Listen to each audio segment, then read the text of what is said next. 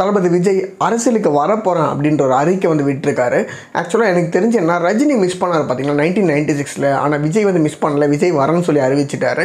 So Rajini miss பண்ண அந்த லைஃபை விஜய் வந்து வாழ போகிறாரு அப்படின்னு தான் எனக்கு வந்து தோணுச்சு. விஜய் அந்த அறிக்கை என்ன சொல்லியிருக்காரு அப்படின்றத வந்து பார்க்கலாம். விஜய் மக்கள் இயக்கம் மூலியமாக நிறைய மக்களுக்கு நலத்திட்டங்கள் வந்து பண்ணியிருக்கிறதா அவங்க சொல்கிறாங்க. அது மட்டும் இல்லாமல் வெள்ளத்தில் ஏதாச்சும் டிசாஸ்டரில் பாதிக்கப்பட்ட மக்களுக்கு நிவாரண உதவியை வந்து பண்ணியிருக்காங்க. அது நம்மளே வந்து பார்த்துருக்கோம். இப்போ லேட்டஸ்ட்டாக கூட விஜய் கன்னியாகுமரியில் வந்து நிவாரண உதவியெல்லாம் வந்து கொடுத்துட்டு இருந்தார். அது மட்டும் இல்லாமல் +2 முடிச்ச பசங்களுக்கும் நிறைய உதவிகள் வந்து பண்ணிட்டு இருந்தால் நம்ம எல்லாமே வந்து பார்த்தோம். இது எல்லாமே விஜய் மக்கள் இயக்கம் மூலியமாக பண்ணுறதா வந்து சொல்லியிருக்காங்க. இப்போ அதை விட தாண்டி மக்கள் எல்லாருக்குமே சமூகமாக எல்லாருக்குமே ஹெல்ப் பண்ணணும் அப்படின்னா, அது மட்டும் இல்லாமல் அரசியல் திருத்தங்கள் ஏதாச்சும் சில விஷயங்கள் அரசியல் ரீதியாக பண்ணோன்னா கண்டிப்பாக அதிகாரம் தேவை அப்படின்றத விஜய் மென்ஷன் பண்ணியிருக்காரு.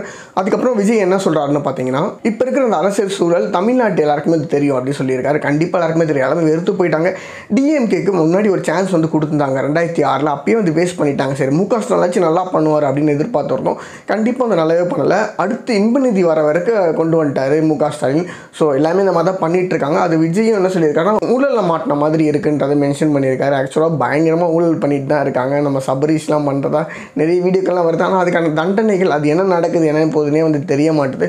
பொன்முடி வந்து மாட்டினார். அதுக்கப்புறம் நம்ம தலைவர் செந்தில் பாலாஜி மாட்டினார். அது என்ன ஆச்சுன்னு தெரியல. அப்படி ஜெயிலுக்கு போகிறாங்க, அங்கேயே இருக்கிறாங்க. அதெல்லாம் சப்டெக்ஸ்ட்டாக விஜய் வந்து மென்ஷன் பண்ணியிருக்காரான்னு தெரில. ஆனால் விஜய் வந்து சொல்லியிருக்காரு இப்போ இருக்கிற சூழல் வந்து மக்களுக்கு தெரியும்னு சொல்லியிருக்காரு. கண்டிப்பாக நம்ம எல்லாருக்குமே தெரியும். கொஞ்சம் விட்டால் இன்பநிதி சிஎம்மாக வந்து அடுத்த எலெக்ஷன் நின்றுவார் அப்படின்ற தோண ஆரம்பிச்சிச்சு.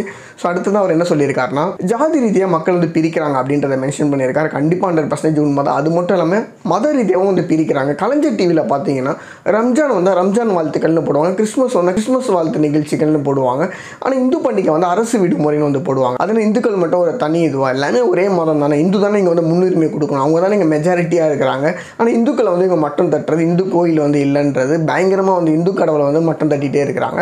ஸோ அதெல்லாம் வந்து மென்ஷன் பண்ணியிருக்காரு. அந்த ரீதியாக மக்கள் வந்து பிரிக்கிறாங்க அப்படின்றத சொல்லியிருக்காரு. ஸோ இவரோட அரசியல் எப்படி இருக்குன்னா, அந்த ஜாதி மதம் இல்லாமல் எல்லா மக்களுமே ஒற்றுமையாக இருக்கணும் அப்படின்றத வந்து மையப்படுத்தி தான் ஒரு அரசியல் இருக்கும் அப்படின்றத மென்ஷன் பண்ணியிருக்காரு. ஆக்சுவலாக இது ஒரு நல்ல விதம் தான். ஏன்னா ஜாதி ரீதியாக மக்கள் வந்து பிரிச்சுறாங்க. ஜாதி வந்து நம்ம கண்ணாலையும் பார்க்க முடியாது, நம்ம உணர்வை வச்சு வந்து விளையாடுற ஒரு கேம் தான் அது. மைண்ட் ரீதியாக விளையாடுற ஒரு கேம். அந்த கேம் வந்து திமுக ரொம்ப வருஷமாக வந்து ஆடிட்டே இருக்காங்க. அது வந்து விஜய் வந்தால் மேபி சொல்லியிருக்காரு. அது வந்து பார்ப்போம் என்ன பண்ணுறாரு அப்படின்றத. அப்புறமா என்ன சொல்கிறாருன்னா, தமிழ்நாடு மக்கள் ரொம்ப ஆர்வமாக ஒரு நல்ல லீடர், நல்ல தலைமை இருக்கணும் அப்படின்றத எதிர்பார்க்குறாங்க சொல்லியிருக்காரு.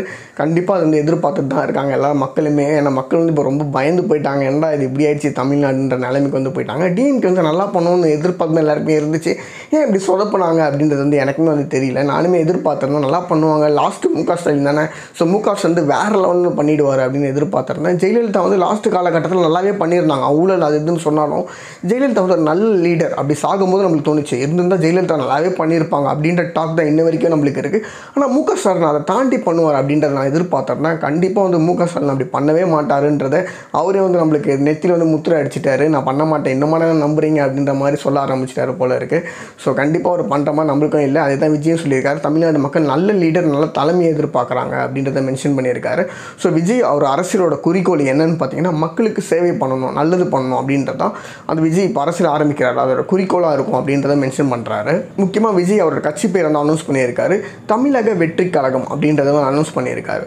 ஸோ இது வந்து 2026 எலெக்ஷன் வருது பார்த்தீங்களா, அந்த எலெக்ஷனில் கண்டிப்பாக நம்ம நிற்போம் அப்படின்றத சொல்லியிருக்காரு. 2024 எலெக்ஷனில் இப்போ நாடாளுமன்ற எலெக்ஷன் வரப்போதில்லை, அதில் வந்து நிற்க முடியாது, யாருக்கும் சப்போர்ட்டும் இல்லை அப்படின்றத சொல்லிட்டாரு. இது ஒரு நல்ல முடிவு தான் நான் நினைக்கிறேன். 2026 நிற்கிறதா சொல்லியிருக்காரு. அது மட்டும் இல்லாமல் விஜய் கடைசியாக குறிப்பிட்ட வார்த்தைகள்னா ஒரு படத்தில் வந்து குவிட் பண்ணிவிட்டு முழு நேரம் அரசியலில் இருப்பேன் அப்படின்றத சொல்கிறாரு. அரசியலை வந்து அவர் இன்னொரு பிஸ்னஸாக பார்க்கல அப்படின்றத மென்ஷன் பண்ணியிருக்காரு. அது மட்டும் இல்லாமல் அரசியலை வந்து விஜய் அவருக்கு தெரிஞ்ச சர்க்கிள் இருக்குது பார்த்தீங்கன்னா, அவங்க மூலிமா கேட்டுட்டு நிறைய அரசியல் விஷயங்களெல்லாம் கற்றுட்டு தான் நான் இந்த ஃபீல்டுக்கு வரேன் அப்படின்றத மென்ஷன் பண்ணியிருக்காரு. அதெல்லாம் கண்டிப்பாக வந்து விஜய் வந்து வரலாம். ஏன்னா விஜய் வந்து மக்கள் இயக்கம் அது மூலிமா நிறைய நலத்திட்டங்கள்லாம் பண்ணியிருக்காரு, நிறைய உதவிகள்லாம் வந்து பண்ணியிருக்காரு. ஸோ ஆரம்பத்துலேருந்தே பேஸ்மெண்ட்லேருந்தே விஜய் வந்து வந்துட்டுருக்காரு. ஸோ ஏன்னா உதயநிதிலாம் வந்திருக்காரு அரசியலுக்குன்னும் போது விஜய்லாம் வந்து தாராளமாக வந்து வரலாம். இன்பநிதிலாம் ஆக்சுவலாக இளைஞர் நிலையெல்லாம் இருந்துகிட்ருக்காரு. ஸோ விஜய் வந்து அப்போதுலேருந்தே வந்து நல்லது தான் பண்ணிகிட்ருக்காரு. ஸோ விஜய் வந்து கண்டிப்பாக வந்து வரலாம். ஆனால் இப்போ என்ன பண்ணுவாங்க டிஎம்கே, விஜய் வந்து அனௌன்ஸ் பண்ணிட்டார், நான் வரேன், நான் ஒரு நல்ல லீடராக இருக்க போகிறேன், நான் வந்து மக்களுக்கு ஹெல்ப் பண்ண போகிறேன் அப்படின்றத சொல்லிட்டார். இப்போ டிஎம்கே வந்து என்ன பண்ணுவாங்க நான் எதிர்பார்க்குறேன். டிஎம்கே வந்து இப்போ நிறைய ஐடி வந்து உருவாக்கிட்டாங்க, நிறைய யூடியூப் சேனல் எல்லாருக்குமே வந்து காசு கொடுத்துட்டாங்க, எல்லாருமே பண்ணுங்க நம்மளை பற்றி பேசுங்க அப்படின்ற மாதிரி. இப்போ விஜயை பற்றி பயங்கரமாக வந்து கிளின்னு கிளிக்க ஆரம்பிப்பாங்க. விஜய் முன்னாடி பேசுகிற இந்த வீடியோக்கள்லாம் இருக்கும் பார்த்தீங்களா, அதை எடுத்து இப்போ ட்ரெண்ட் பண்ண ஆரம்பிப்பாங்க அந்த ஐடி விங் பசங்க எல்லாருமே. ஆனால் எனக்கு என்ன தோணுதுன்னா, விஜய் வந்து கண்டிப்பாக வந்து வரணும், ஒரு காம்படிட்டாச்சும் விஜய் வந்து நிற்கணும். ஏன்னா அடுத்த 10 வருஷத்தில் விஜய் வந்து சிஎம் ஆனால் கூட ஓரளவுக்கு நல்லா பண்ணுவார் அப்படின்ற நம்மளுக்கு ஒரு எதிர்பார்ப்பு. ஏன்னா அவர் சினிமாவில் நல்லா சம்பாதிக்கிறாரு. ஸோ அரசியல் வந்து சம்பாதிக்கிறதுக்காக விஜய் வரமாட்டார் அப்படின்றது நம்மளுக்கு வந்து தோணுது.